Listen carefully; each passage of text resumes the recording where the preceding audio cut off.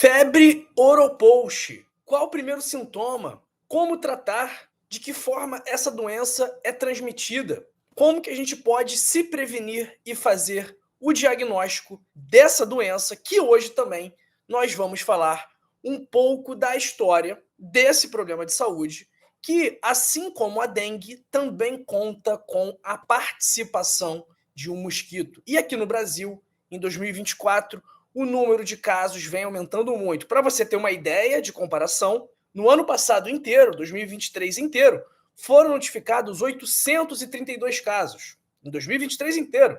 Agora, só em 2024, nas 15 primeiras semanas do ano, 3.354 casos já foram notificados, ou seja, um aumento muito grande do número de casos da doença, sem falar os casos que deixaram de ser notificados como oropouche e foram notificados como dengue, zika, chikungunya e outras doenças parecidas. E tem um grande perigo relacionado à oropouche, que é que ela pode ser transmitida por um mosquito que é mais difícil de controlar do que o próprio mosquito da dengue. Então, pessoal, esse tema aqui muito relevante, muito atual, e eu sempre gosto de estudar a história da doença e a origem dos nomes. E o vírus oropouche, a febre oropouche, ela tem esse nome porque o vírus causador dessa doença foi isolado em 1955 no país Trinidad e Tobago, ali da América Central, próximo a um rio chamado Oropouche, que, por sinal,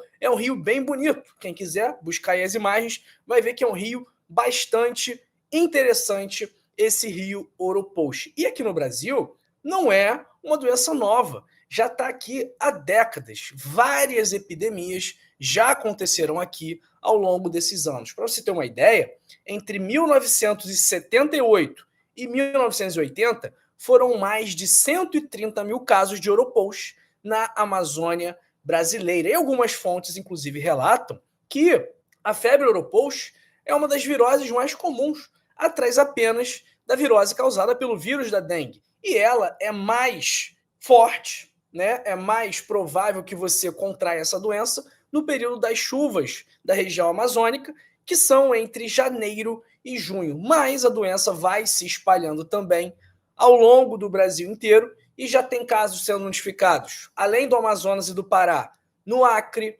Roraima, Bahia, Mato Grosso, São Paulo e também no Rio de Janeiro. E o que é curioso, o que é interessante nessa, e até mesmo surpreendente nessa doença, é o ciclo de transmissão do vírus, porque ele tem dois ciclos. Primeiro, o ciclo selvagem, que o bicho preguiça, alguns tipos de macaco, coatis e também pássaros, eles são hospedeiros naturais do vírus. Chega lá o mosquito, pica o animal infectado com o vírus e depois ele pica outro animal não infectado com o vírus e transmite esse vírus para esse novo animal, para esse segundo animal que foi picado. Então, esse é o ciclo selvagem. Bicho preguiça, macacos, coatis e alguns pássaros. E, aqui no ciclo urbano, apenas o homem pode ser o hospedeiro. Então, gato, cachorro e outros animais do ciclo urbano não costumam ser hospedeiros do vírus oropouche.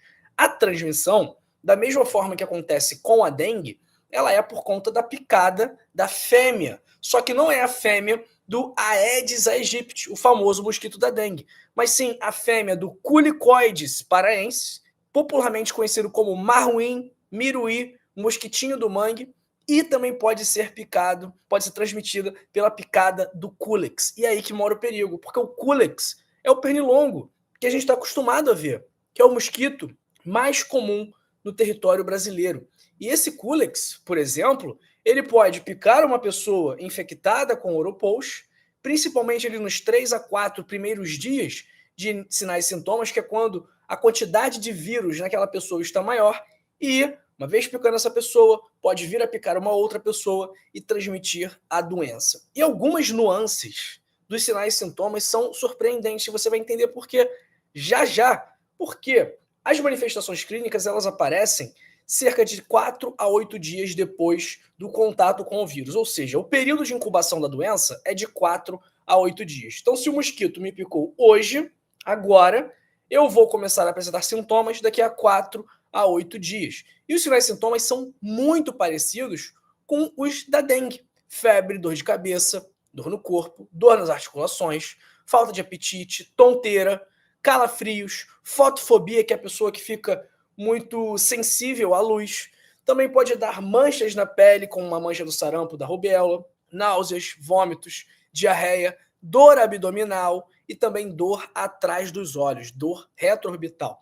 Em 60% dos casos, depois de alguns dias, os sinais e sintomas voltam, tem uma recorrência dessas manifestações clínicas, embora num grau mais leve. E, por mais que, geralmente, os sinais e sintomas não durem mais de uma semana, a Oropost pode causar meningite e encefalite, só que, felizmente, ela não costuma deixar sequelas, mesmo nos casos mais graves. Então, via de regra, a febre Oropost é uma doença que tem menor possibilidade de complicações do que a dengue. Tem menor chance, menor risco de hemorragia, menor risco de choque, mas tem um risco maior de doença neurológica, incluindo aí a meningite e a encefalite. Só que, até o momento, não há registros de morte pela doença, que também costuma gerar imunidade na pessoa que a contraiu. O diagnóstico dessa doença ele é feito por testes de sangue,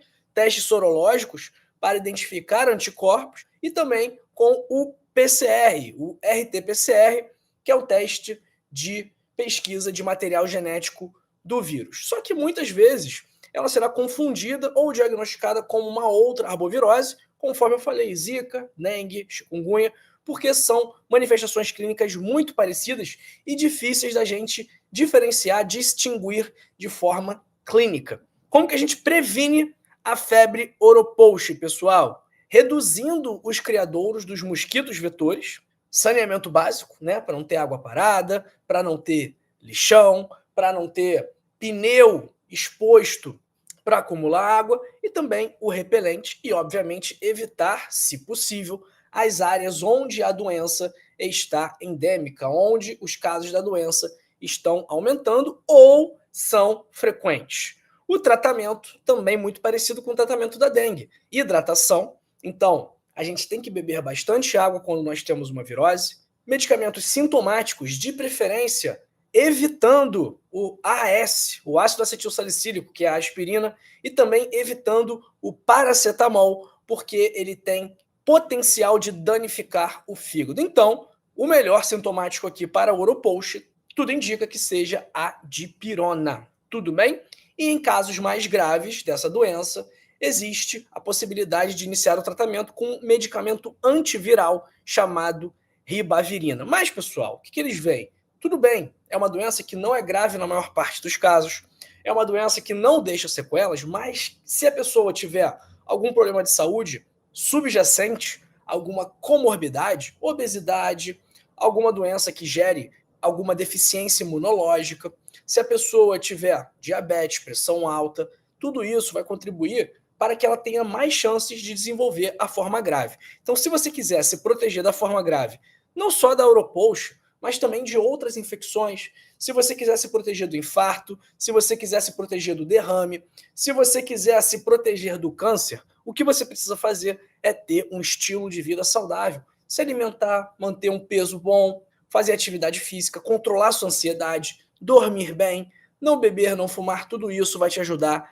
a ter mais saúde, mais qualidade de vida e vai te proteger também das doenças não infecciosas, como o infarto, e também das doenças infecciosas, como a Oropost, que nós estamos conversando aqui. Então, se você quiser aprender como ter o melhor estilo de vida do mundo, então, pessoal, não só trabalhar o nosso corpo, mas também trabalhar a nossa mente. Tudo aquilo que a gente não usa, atrofia. Então, se você não usar a sua mente, ela vai ficar prejudicada também.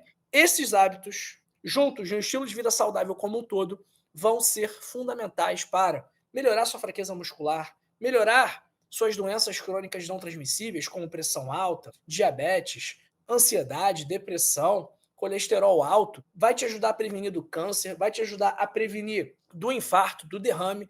Então, tudo isso aí tem um grande potencial para melhorar a sua vida, para transformar para melhor a sua qualidade de vida. E se você quiser uma ajuda do Dr. João, eu recomendo que você leia o meu livro, O Código da Longevidade, com 100 hábitos para passar dos 100 anos. Hábitos esses que vão te explicar, que vão te mostrar como você pode cuidar da sua saúde sem remédios, sem exames, sem médicos, de forma simples, com estratégias cientificamente comprovadas e acessíveis que você pode começar agora mesmo. Então, se você quiser mais energia, mais disposição, mais qualidade de vida, clica agora aí no primeiro link da descrição e adquira o seu código da longevidade por apenas R$ 29,90 na versão digital, que é a única versão disponível. E se você não gostar do livro, não tem problema, eu faço o reembolso do seu dinheiro